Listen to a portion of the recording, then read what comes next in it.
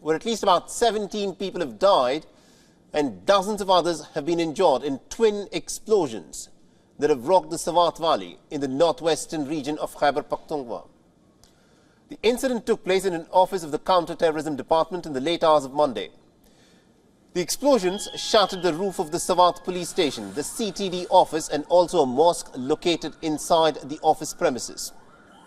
The incident has come amidst a string of high-profile terror attacks on police installations, and most of these attacks have been linked to the TTP, or the Tehreek-e-Taliban Pakistan. However, in the aftermath of these twin explosions, what is interesting is that the police said that a short circuit in the basement that stored grenades and other explosives might have been the cause of the blasts.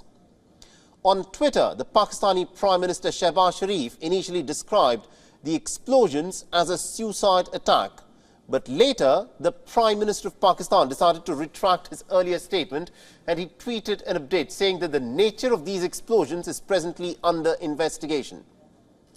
While families of those who have been killed are mourning the loss of their loved ones, a bigger question, of course, is this.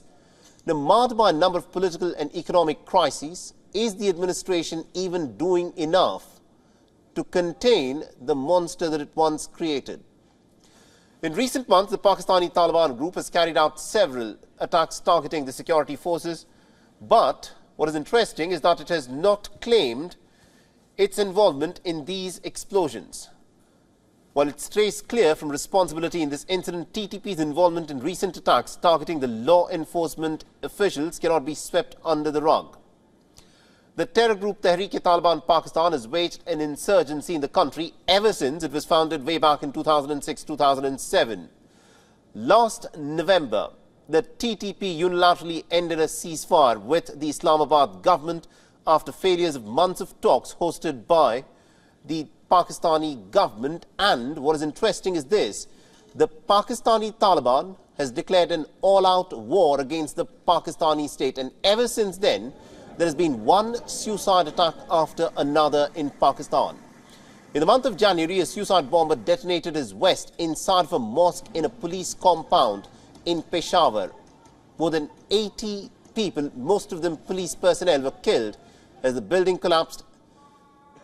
The following month, 5 people were killed when a TTP suicide squad stormed the police compound in Karachi, prompting an hours-long shootout. But the question, of course, is this: with terror attacks happening with such frequency within Pakistan, why is it that Islamabad has not been able to curtail the activities of the TTP?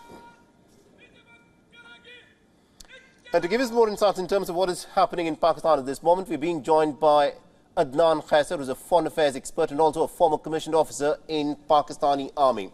Mr. Khyber, thank you very much indeed, sir, for joining us on this broadcast on WION. The question I want to ask you is this: in the aftermath of the explosions that happened yesterday night, what is interesting is that the Pakistani Prime Minister Shehbaz Sharif's first reaction was that it was a suicide attack, and then he retracted his earlier statement just minutes later. So the question that I want to ask you is there any clarity within Pakistan at this moment as to what led to these explosions which resulted in the loss of so many lives?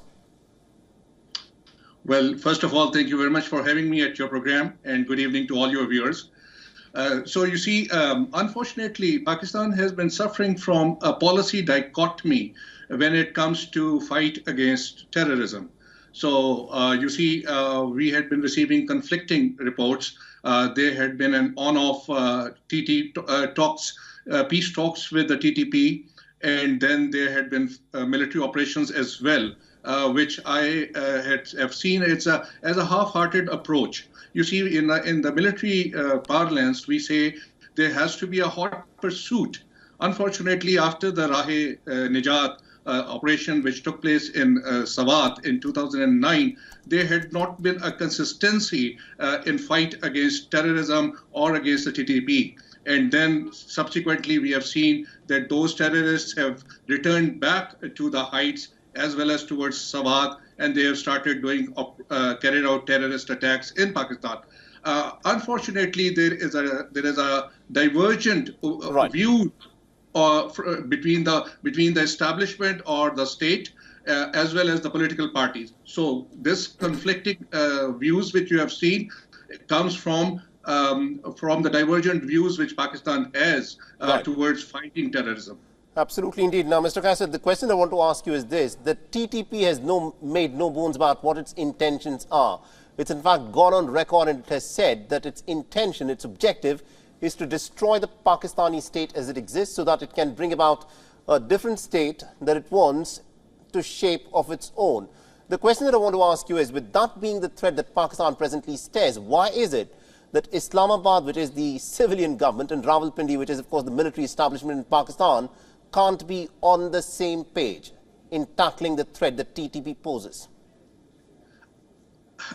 There is a long answer to this. You have to go back 80 years back in history of Pakistan to understand about this extremism or Islamic extremism or religiosity which had seeped into the DNA of Pakistan. So I'll just recap it quickly. If I know you have limited time, but starting from the Lahore resolution in 1940, you see the slogan "Pakistan ka matlab kya la ilaha illallah."